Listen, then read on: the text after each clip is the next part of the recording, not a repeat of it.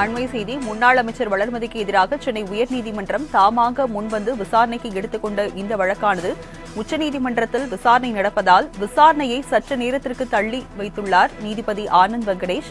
அதனை அண்மை செய்தியாக பார்க்கிறோம். விவரங்களை செய்தியாளர் கிருஷ்ணா வழங்க கேட்கலாம். கிருஷ்ணா, விவரங்கள் என்ன? வணக்கம். முன்னாள் மற்றும் இந்நாள் அமைச்சர்களுக்கு எதிரான சொத்து குவிப்பு வழக்குகளை சென்னை உயர்நீதிமன்ற நீதிபதி ஆனந்த் வெங்கடேஷ் தாமாக முன்வந்து இந்த வழக்குகளை விசாரணையாக எடுத்துக்கொண்டார். இன்றைய தினம் சென்னை உயர்நீதிமன்றத்தில் 4 பேர், அதாவது அமைச்சர் தங்கம் தென்னரசு, KKS ராமச்சந்திரன், முன்னாள் அமைச்சர் வளர்மதி, அதேபோல் பன்னீர்செல்வம் உட்பட 4 பேரின் வழக்குகளை இன்றைய தினம் இறுதி விசாரணையாக பட்டியலிடப்பட்டு விசாரணையாக எடுத்துக்கொள்ளப்பட்டது.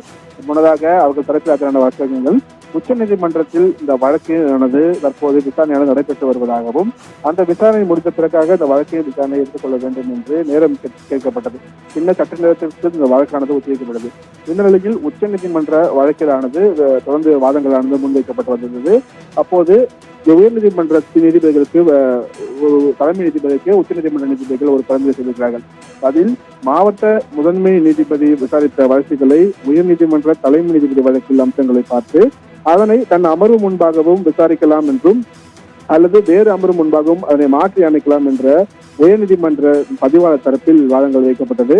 அப்போது தலைமை நீதிபதி அனுமதி கடிதத்தை பார்ப்பதற்கு முன்னதாகவே தனி நீதிபதி விசாரணையை தொடங்கியுள்ளார் என்று குறித்து மனுதாரர்கள் முன்வைக்கும் இந்த வாதத்தையும் பார்க்க வேண்டியிருப்பதாக தெரிவிக்கப்பட்டது. வேண்டுமென்றால் இந்த விவகாரத்தை மீண்டும் சென்னை உயர்நீதிமன்ற தலைமை நீதிபதிக்கு அனுப்பி வைக்கலாம் என்றும் அவர் பார்த்து யாருக்கு வேண்டுமானாலும் தாமாக இந்த முன்வந்த வழக்குகளை விசாரிக்கிறதுக்கு ஒப்புதல் அளிக்கலாம் என்றும் அந்த உச்சநீதிமன்ற நீதிபதிகள் அறிவுரை வழங்குகிறார்கள். அதன்படி வழக்கை யார் விசாரிப்பது என்பது குறித்து நீதிமன்ற தலைமை நீதிபதியை முடிவெடுக்க அனுப்புவதே சிறந்தது என்றும் உச்சநீதிமன்ற நீதிபதிகள் தற்போது தெரிவித்திருக்கிறார்கள். இதன் காரணமாக உச்சநீதிமன்றத்தில் அமைச்சர்கள், அதாவது முன்னாள் இந்நாள் அமைச்சர்கள் தாக்கல் செய்த இந்த மேல்முறையீட்டு வழக்குகள் அனைத்தையுமே உச்ச நீதிமன்றத்திலிருந்து தற்போது மீண்டும் உயர்நீதிமன்றத்திற்கு திரும்ப அனுப்பப்படுகிறது. இந்த தாமாக முன்வந்த எடுத்த வழக்குகளை தற்போது விசாரித்து வரும் ஆனந்த் வெங்கடேஷ் இந்த வழக்கை மீண்டும் விசாரிப்பாரா அல்லது வேறு ஒரு நீதிபதி இந்த வழக்குகளை மீண்டும் விசாரிப்பாரா என்பது உயர் நீதிமன்றத்தின் தலைமை நீதிபதி கையில் தான் உள்ளது. இப்போ உச்ச நீதிமன்றத்திலிருந்து அனைத்து வழக்குகளுமே உயர் நீதிமன்ற தலைமை நீதிபதிக்கு அனுப்பப்பட்டு உயர்நீதிமன்ற தலைமை நீதிபதி எந்த நீதிபதி பெயரை பரிந்துரைக்கிறாரோ அவர்களே உயர்நீதிமன்றத்தின் தாமாக முன்வந்து எடுத்த வழக்குகளை விசாரிப்பார் என்றும் கூறப்படுகிறது. உயர்நீதிமன்ற தலைமை நீதிபதி ஆனந்த் வெங்கடேஷை இந்த வழக்கை விசாரிக்கலாம் என்று கூறினாலும் அது ஆச்சரியத்திற்கு ஒன்றுமில்லை. ஏனென்றால் யார் விசாரிப்பார் என்பது உயர்நீதிமன்ற தலைமை நீதிபதி முடிவு என்பதால் இந்த வழக்கை யார் வேண்டுமானாலும் விசாரிக்கலாம் என்பது குறிப்பிடத்தக்கது.